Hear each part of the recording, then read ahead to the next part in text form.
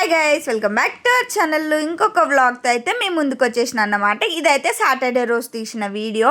అంటే ఎప్పుడు ఫ్రైడేనే తీస్తా కదా, సాటర్డే కూడా ఎలా పూజ చేసుకుంటే ఏంటి అన్నది కంప్లీట్గా ఒక వీడియో తీద్దామని అయితే స్టార్ట్ చేసినా కానీ ర్యాండమ్ వీడియో అయిపోయింది అన్నమాట. అంటే నార్మల్గా అనుకోకుండా తీయడం వల్ల అన్నీ క్లియర్గా చూపించకపోవడం అండ్ ఈ వీడియో పెట్టుకుంటూ చేస్తే నాకు కూడా లేట్ అయిపోతుందని కూడా నేను దెబ్బ అన్నీ కంప్లీట్ చేసుకున్నాక కూడా చూపించడం అట్లా అయిందన్నమాట. ఎందుకంటే ఫస్ట్ ఆల్రెడీ పిల్లలు పోయేసరికే 9 అయిపోతుంది. ఇంకా వీడియో పెట్టి నేను పూజ చేసుకునేది అదంతా చూపిస్తే గంట అవ్వాల్సింది 2-3 గంటలు అవుతుంది, ఎక్కడిదక్కడ పెండింగ్ పడుతుంది, వద్దు లేట్ అయిపోతుంది అని చెప్పేసి నేనైతే తీయలేదన్నమాట. అదొక రీజన్తోనే. కాకపోతే ఎప్పుడైనా ఎర్లీ మార్నింగ్ లేచి చేసుకుంటా చూడండి, అప్పుడు మాత్రం కంపల్సరీ వీడియో పెడతా. అంటే కొంచెం వీడియో కోసమైనా ముందు లేస్తా అన్నమాట. చాలామందికి చూడడం ఈజీ అనిపిస్తుంది కానీ మాకు హౌస్ వైఫ్లకి చేయడం ఎంత కష్టం అన్నది మాకే అర్థమవుతుంది. ఆ ఒక్క 2-3 గంటలు ఎంత ఫాస్ట్గా వర్క్ కంప్లీట్ అవుతుంది అంటే ఇక చెప్పొద్దు. ఎంత కష్టమైనా ఇన్ కేసు ఒకవేళ హెల్త్ బాగాలేకపోయినా కూడా లేచి చేస్తాం. ఎందుకంటే పొద్దుదాకా వాళ్ళని ఇంట్లో ఉంచి వాళ్ళతో అరుచుకుంటూ ఉండడం కంటే వాళ్ళని స్కూల్కి పంపించా గంట సేపు కష్టపడి రెస్ట్ తీసుకోవచ్చు కదా అని కూడా చేస్తామన్నమాట. అంటే నేనేం చెప్తున్నా అంటే హెల్త్ బాగాలేకపోయినా ఎలా ఉన్నా చేసేదే. ఇంకా బ్రష్ అయిపోయిన తర్వాత బెడ్షీట్ అయితే ఫోల్డ్ చేసిన చూసిరుగా ఏదో అట్లా ఆంపడి మందం తర్వాత వాళ్ళని పంపించాక మళ్ళీ మొత్తం దులిపి మొత్తం బెడ్షీట్ మడత పెట్టుకోవడం అట్లా చేస్తా అన్నమాట. కాకపోతే ఇంకా అప్పుడు మరి ఉంచొద్దు కదా అని తీసేసిన అంతే. ఇంకా తర్వాత ఇల్లు కూడా ఊడ్చేసుకుని ఎక్కడెక్కడ చదువుకొని ఇది సాటర్డే రోజు తీసిన వీడియో. ఈరోజు చాలా ఖాళీగా ఉన్నా కాబట్టి ఎడిటింగ్ అయితే చేసుకున్న, వాయిస్ ఓవర్ ఇస్తుంటేనే నిద్ర వస్తుంది అన్నమాట నాకు.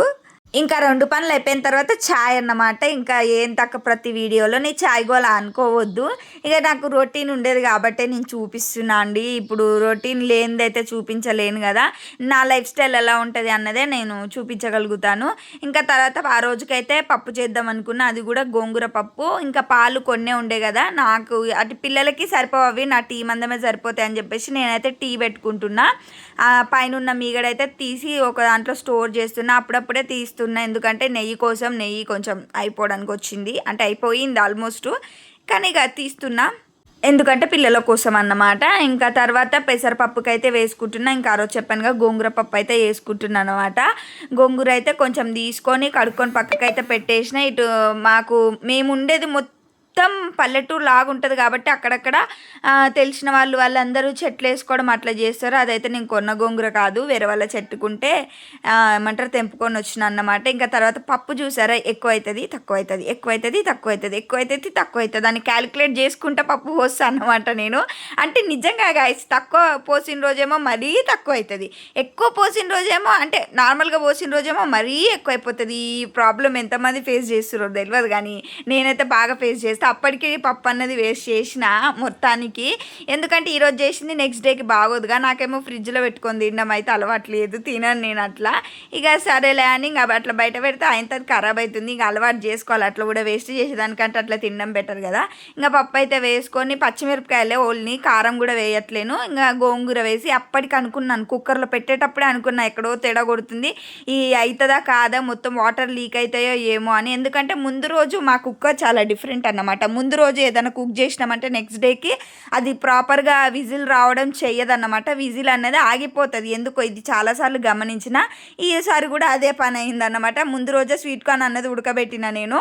ఇంకా దానివల్ల అందులో ఒకటి ఆకుకూర అవ్వడం వల్ల కొంచెం బాగా ఉబ్బినట్టు అయ్యి వాటర్ అన్నది లీక్ అయినాయి. ఇంకా తర్వాత నేనైతే టీ పోసుకొని టీ తాగుదామని చెప్పేసి పోసుకున్నా కానీ పక్కకు పెట్టిన. ఈలోపు బియ్యం అయితే చెరుక్కున్నా, ఎందుకంటే కొంచెం వేడి ఉంది కదా టీ అని చెప్పేసి. బియ్యము అంటే అన్నం వండడానికి బియ్యం అయితే చెరుక్కున్నా. మా వాళ్ళు చూసారు ఎలా పడుకున్నారో, పడుకునేటప్పుడు ఒకలా పడుకుంటారు, పొద్దున్న లేసేటప్పటికి ఇంకోలా అవుతారు అన్నమాట. ఆ రోజుకి నేను అంటే ఆ డే అప్పటికైతే టీ తాగే చెరుగుతున్నా అనుకుంటా బియ్యము. ఎందుకనంటే చల్లగా ఉంది కదా వెదరు, సో టీ వేడిదే తాగేసి ఉంటా నాకు తెలిసి.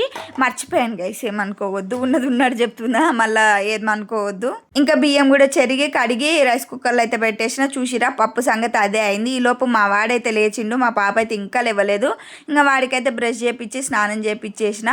వాటర్ అయిందన్నమాట వాడికి, అట్లా బ్రష్ చేయగానే వాటర్ తాగుతాడు వాడు కూడా. ఇంకా తర్వాత మా పాపను కూడా లేపి ఇద్దరికి బాక్సులు పెట్టి రెడీ చేసి తినిపించి ఇక వాళ్ళనైతే పంపించేసిన తర్వాత ఇక నేనైతే పూజ చేసుకున్నా, చెప్పానుగా ర్యాండమ్గా అట్లా తీసేసిన, మొత్తం దిద్దామంటే నాకు కుదరలేదు. ఇక పూజ అయితే చేసుకున్నాక మళ్ళీ ఒక రౌండ్ అయితే టీ తాగిన. అప్పటికి టైం ఎంత అవుతుందంటే 10:30 సంథింగ్ ఎంత అవుతుంది, 10:30 అవుతుంది.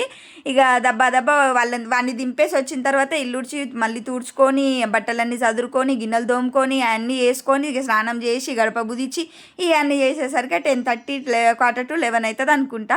ఇక తర్వాత మా వన్ అయితే స్కూల్ నుంచి తీసుకురావడానికి అయితే వెళ్ళిన మధ్యాహ్నం టైంలో. ఇంకా తర్వాత వీడియో ఏం తీయలే, నేను ఒక్కదాన్నే ఉంటాయి కాబట్టి తీయడానికి కూడా అంత వీలు కాలే.